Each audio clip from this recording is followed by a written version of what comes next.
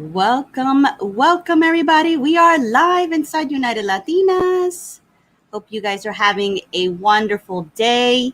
Today is Wednesday, December 16th, and it is Women Wednesday. We have 2 more Wednesdays to the end of the year. So I hope you guys have a lot of great ideas for yourself for 2021. And it's about ownership, right? We're going into a new year, and it's about taking responsibility and really creating and defining what that life is that we want for ourselves. So I am so excited to welcome today our Women Wednesday guest, Cynthia Ruiz. Welcome, Cynthia. Hey, Sandra, and to all the Latinas out there, I just want to say I am so excited. Hello from Los Angeles. It's a beautiful day in the city of the angels. Yes, you guys have a lot of good stuff over there. I'm kind of a little jealous sometimes. It's beautiful. So, Cynthia, tell everybody a little bit about your background, because I think it's an awesome, interesting background. Besides the fact that you're an author, a best-selling author, a leadership expert, you do a lot of work with the community. Give us some background on you. Well, yeah, thank you, Sandra. Well, first and foremost, I am Latina Native American. So my dad was Mexican. I say was because he's made his transition. My grandparents came to Los Angeles almost 100 years ago from Mexico. So we have deep roots in Los Angeles. And then on my mother's side, I'm Native American Cherokee. I'm a Cherokee citizen, and Cherokee Nation is based out of Tahlequah, Oklahoma. So I was the first person in my family to go to college. I got my master's degree by the time I was 23. And the reason education was so important to me because I saw it as my way out of the inner city. I grew up around gangs and drugs and a lot of negativity. So I knew in my heart of hearts, if I got my education, it would be the great equalizer and get me out of the situation. So I got my master's, and then I've had a lot of interesting jobs. I've been an entrepreneur for many years. I've held executive positions. Today, I'm a professor. I teach at the graduate level. I teach business and leadership. And I'm also an executive coach. I have my own practice doing executive coaching. I coach C-suite in one step below. So I work with top executives. As you indicated, I'm an author. And my passion has always really been self-help, self-development. So I really right now focus a lot on helping others, really take charge of their life. And I do a lot of work with youth, Gen Z, helping them figure out things and set goals and really, empowering them to live their best life ever. So that's me in a nutshell. I love it. I love it. When it comes to personal development, especially in the C-suite, what do you find are common traits or common dilemmas that they're going through, experiencing?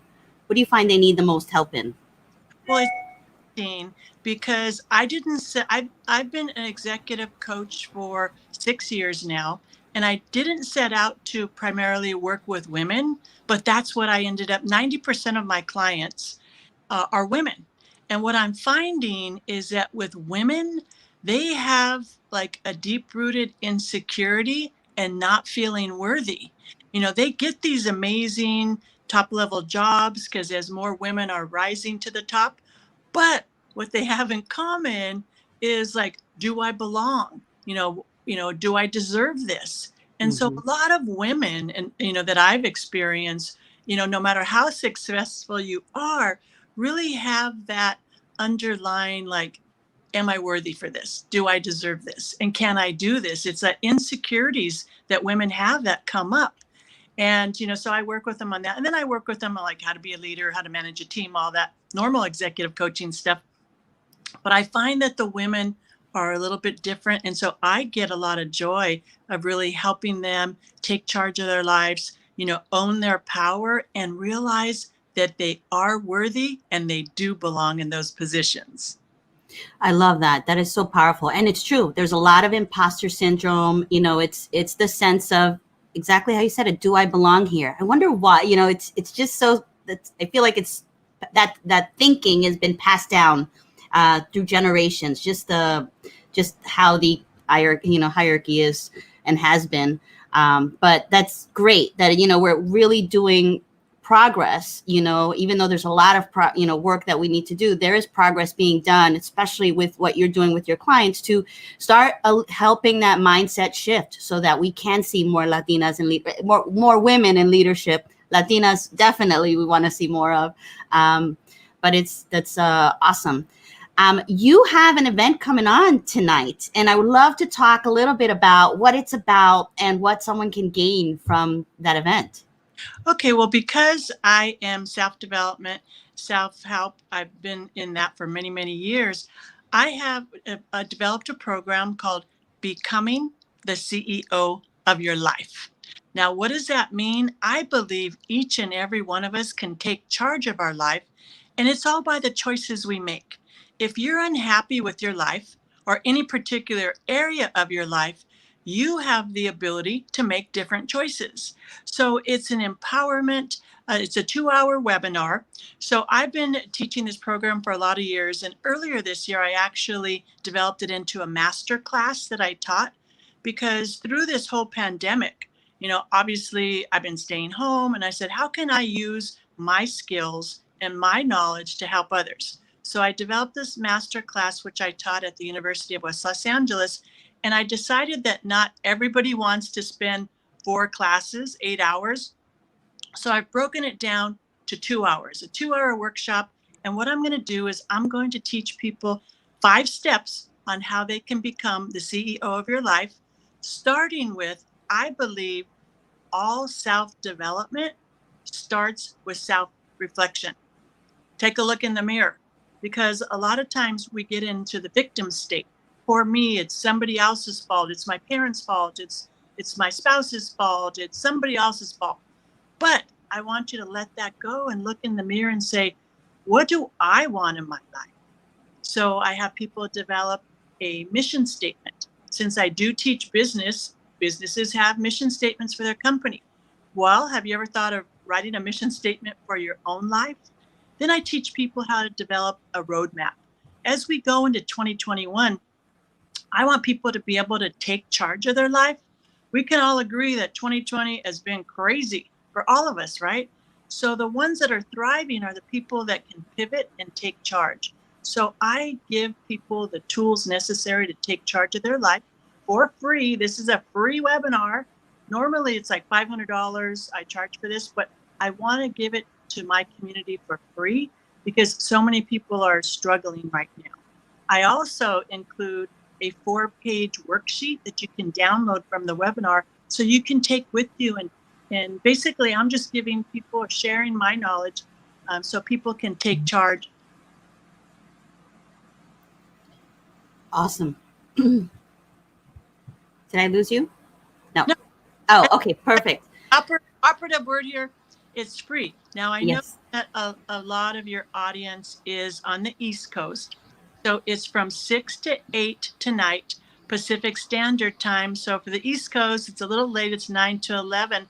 But if you're ready to do the work, if you are ready to take charge of your life, join me in the webinar. And I'm just honored and privileged that so many people are showing up. I have a lot of people registering. And I just want to help you take charge of your life and give you the tools. I just find that most people don't have the tools necessary to become the CEO of your life. So I want to share that. I love that, Cynthia, especially during this time of year. You brought up some great points. We've all been shifted. We all need to learn how to pivot. And it's through the interaction and through the ideas and the collaborative minds that come together that one is able to have those aha moments, attending things like this, where it's like things start clicking and you're like, okay, I know what I need to do. And I love that you're doing this, and it's awesome that you're doing it for free. I think there's going to be a lot of value in that. And a lot of people, what is it that you need today? I mean, that really, really boils down to how are we designing and crafting our life? What are we doing right now? And all of us are carrying some form of baggage. It's the what are we going to do now and move forward now with what we have? And how do we design that path? Especially in this world of social media, when we're just kind of seeing what everybody else is doing. And many, many people are like, oh, I need to get the ball rolling in my own life, but they don't know how. So maybe this can help them really craft that what is my next step? What do I need to do now to really move the ball forward? So that's really exciting, Cynthia. Well, Sandra, you bring up a good point. Because of social media and because of the way we live today, that society, we compare ourselves to others. And that's the worst thing that you could do because we're each unique individuals.